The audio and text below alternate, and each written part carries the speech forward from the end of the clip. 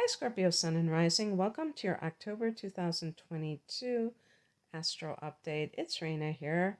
Well, this is the month. This is your solar return month every October, actually. But this month is a bit different than is typical for October because not only does the sun go into the sign of Scorpio on the 23rd, but there is a solar eclipse 2 days later. Very early degree of Scorpio, 2 degrees. And so this makes October even more special for people of who have the sun in Scorpio as well as Scorpio rising. Now, let's start at the beginning. As we enter the month of October, the sun is in Libra, and that's your 12th house. And there's the Mercury retrograde ends on the 2nd of the month. So that's really good because it's starting the month on the right foot of like this personal planet going direct. You know, I don't know if you've had any kind of issues. I know I have, but obviously these issues can happen all year long.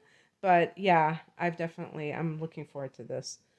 And this is going to be in your 11th house because Mercury is going direct in Virgo.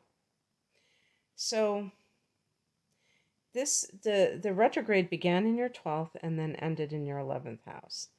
The 11th and 12th houses are interesting because they both involve the collective. The 11th house is humanity as a whole, and the 12th house is, on the spiritual level, this idea of the collective soul, that we are all one, we are all part of God.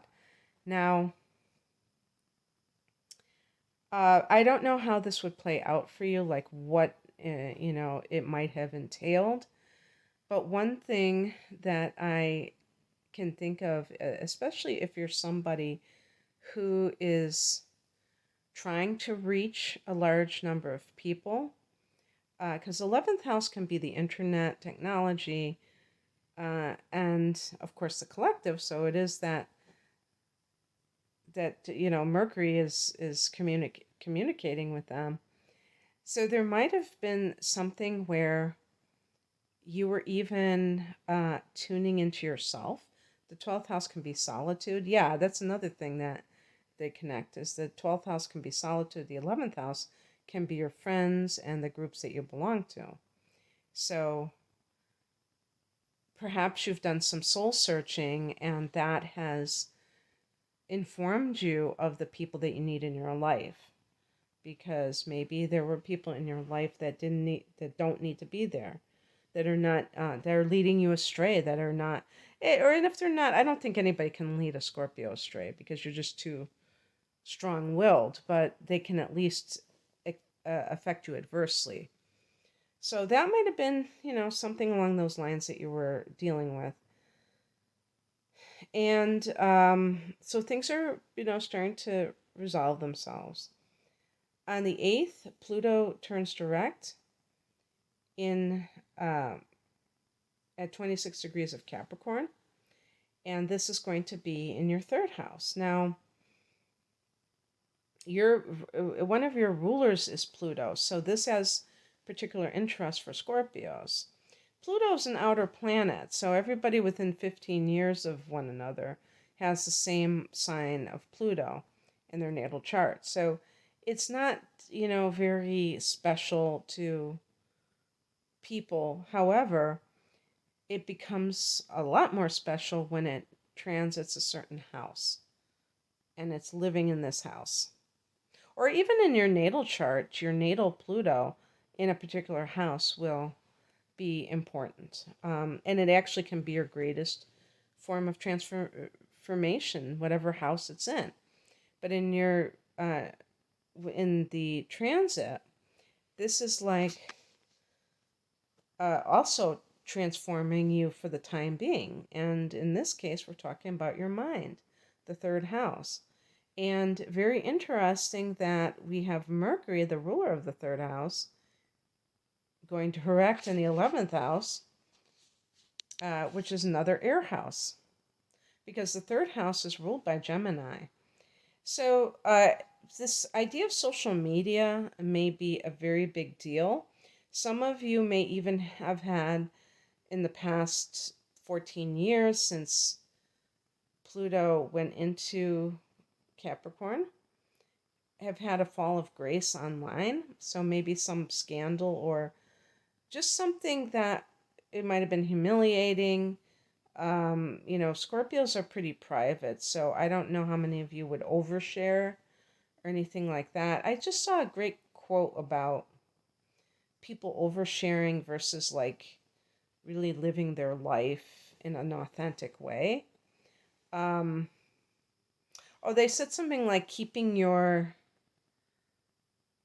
that you leak energy when you are putting yourself out there online. And I think I inherently have always known that. That's why I don't even show my face on camera, on my videos. And I'm a Sag, but I have my sun in the 8th house, so I think that's your house, I think that's why, I got that Scorpio side of me. But yeah, so there might have been something that has already transpired that has made you understand that all too well. And, or maybe even recently, because when a planet goes retrograde, it's not about applying it to the outside world, it's about going within. And so that Mercury retrograde, 12th house, you may have done a social media fast. You may have done a fast of like answering everybody's texts. You might have said, you know what, guys, I can't do this anymore. Because you know how sometimes that's the one thing that gets to me when people, contact you and then it's like they feel like they have the right to expect an answer. Now, I understand that sometimes it might feel insulting when you don't get an answer from someone, but you have no idea what is going on with that person. So, sometimes people berate other people. Why didn't you tell, and that makes you less likely to do it. So that might have been something that happened to you where somebody was trying to get you to suck you into their life or guilt you because you didn't respond to them and you just like kind of cut it off altogether, at least temporarily. So some of that stuff is getting worked out. And it is good to question ourselves, like, why do we feel the way that we feel? That's perfectly fine. It's just that we ultimately have the right. No one has the right to our attention. You know what I mean? Even somebody close to you doesn't have that right. They might have the expectation, but they don't have the right. And we have to let people be. I feel like I should be lecturing Scorpio about this as well. But no, I think Scorpio is a very interesting sign. It's very complex. And being complex is not a bad thing because it means that you have different facets of yourself. You're not just like simplistic. A lot of people think the word simplistic means something good, and it doesn't. It means shallow. But anyway, I digress. So, on the 9th, we have a full moon at 16 degrees of Aries. Oh, when I was trying to find a thumbnail that I'm going to use on all these October videos, I found a cat and a pumpkin. I know if you live down under that's not going to work for you, but I just love the imagery of Halloween. The black cat, the pumpkin, the cobwebs, and there's a vibe. You know what I mean? So I always think of that full moon in October as being very Halloweeny. And so anyway, so Aries for you is the 6th house, and this could bring work matters to a head. You might find out something. about your place of employment or about coworkers, or maybe you get a promotion. You might walk off the job. It's it's possible that tensions will increase or some kind of uh, crisis points. But maybe you won't feel anything. It all depends on other factors, I suppose. But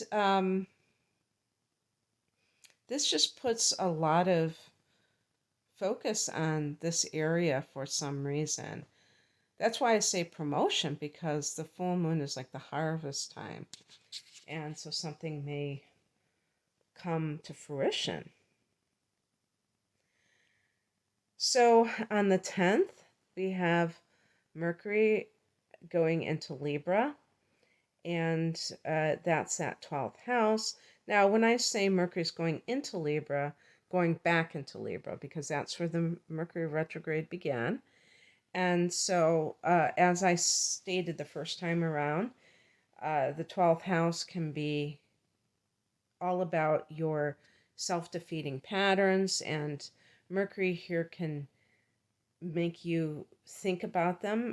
This is the house of karma and past life, but also just your consciousness. So solitude, thinking, soul searching, really digging deep into your psyche. This is I hear different things like subconscious memories. I prefer unconscious memories, and have Scorpio's house be the subconscious memories, because I feel like with the 12th house, the past life memories are usually unknown to the person altogether.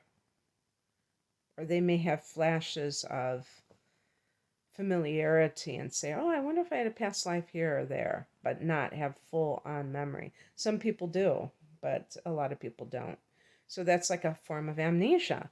But you could still be influenced by things at a deep level that you have no idea like where it's coming from. Phobias, things like that. So this is that time for that inner work, contemplation. And the sun has been in this house, so you may be feeling hibernation. You may be feeling quite, or you may require more rest, even. And then on the 23rd, we have something very powerful. We have Venus is the first planet to go into your sign. Then a few hours later, the sun goes into your sign, and then Saturn goes direct in the sign of Aquarius. Saturn has been in your 4th house of home and family for, I don't know, what has it been? A year and a half or something like that. So this has, for however this has manifested for you, been an added form of responsibility that you have been tasked to shoulder. And this could be about taking care of parents. Maybe you have wanted to have your own home for the first time, have a mortgage, and then something fell through back whenever, I can't remember when Saturn went retrograde. Maybe it was back in May or something. Gosh, it seems like May or June. I mean, it's like that could be like 6 months ago, and it just seems so long. It couldn't have been that long. It was probably more recent than that. But just anything that you had to kind of do the inner work, the inner discipline, because Saturn is about discipline and organization and manifestation, the crystallization of our desires and thoughts. But in order to get there, there has to be effort, hard work sometimes, to make something happen.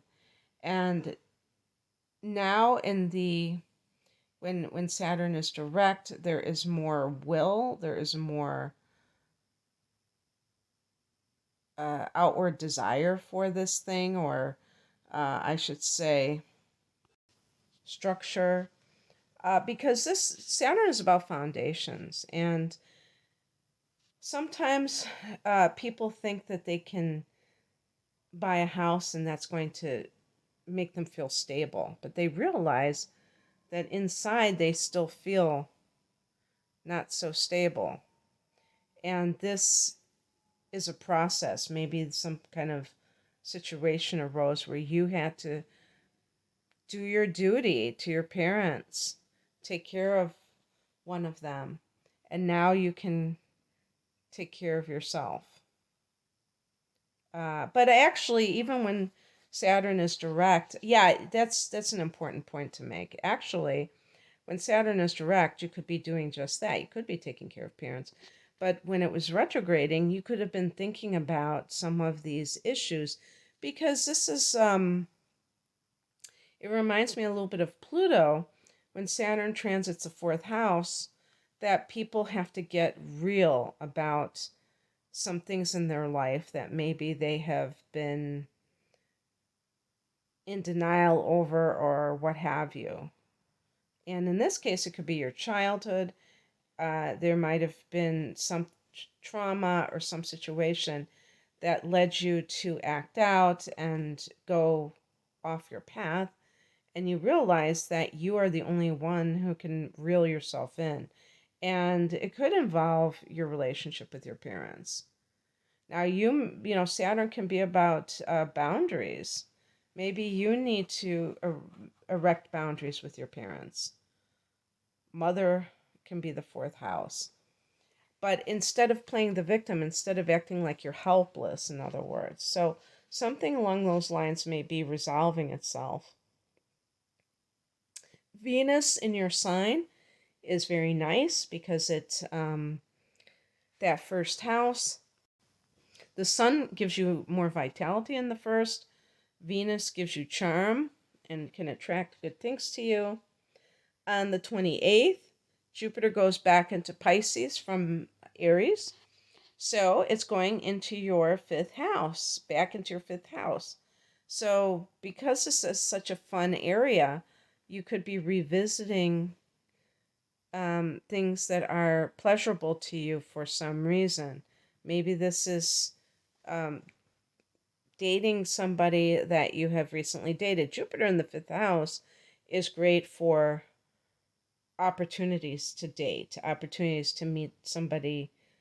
This is the house of love. So Jupiter expands this area and creativity too. So working once again on a creative project that you may have put aside for your work.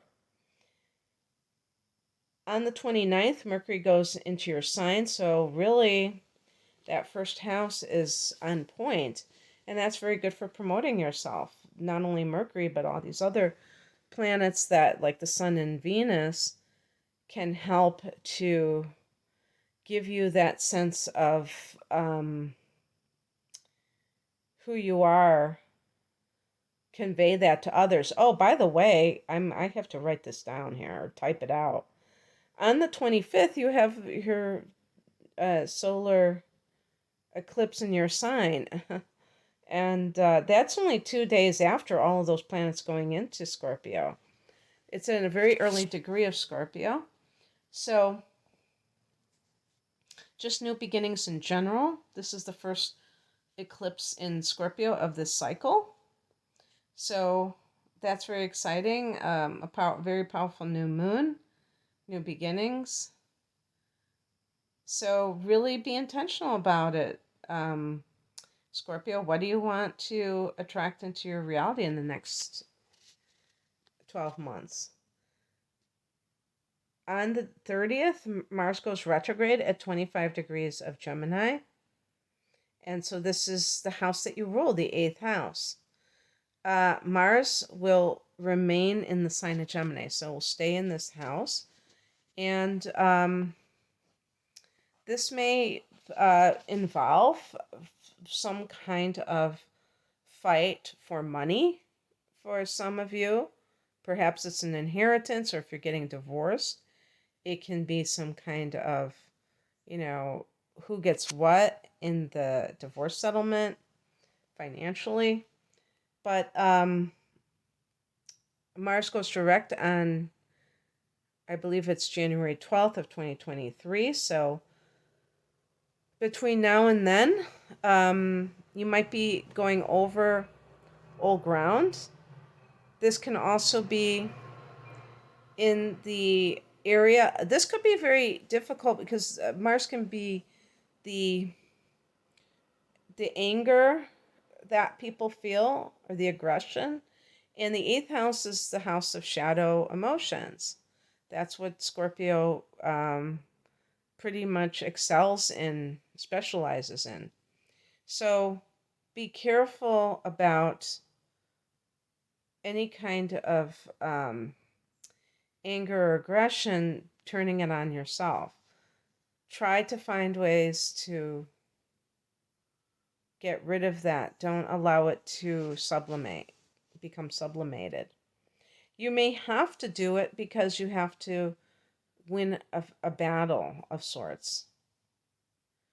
And you can't afford to, burn your bridges at this time. Who knows? But you can certainly find ways to de-stress and de-aggressify, that I know that's not a word, yourself, so that you can become more balanced. Okay, that's what I have for you. I hope that this resonates. And happy birthday to you early birds, Scorpios. If you'd like a private reading, the deep dive reading is perfect for Scorpios just because it's more comprehensive. It's a special price for 2 full-length readings, an hour of chart analysis, and an hour of upcoming transits of the next 12 months to look at what kind of things in this cycle that is really being birthed at the, right at the time of the entrance of the sun into Scorpio. Not too long afterwards, you have this solar eclipse, and that could mean that this is going to be a very special year for you. So knowing the kind of themes that are at play here can be helpful, I think, but also a chart analysis, which is, I think, even more important than transits, because it is a template. It's what you came here with, your cosmic blueprint. And that never changes. The transits can change, but the natal chart is the outline that you get to color and with your free will choices. All right, that's my deep dive, and I have other single readings. You can find out more information at the link below. Thanks for listening. Take care. Bye.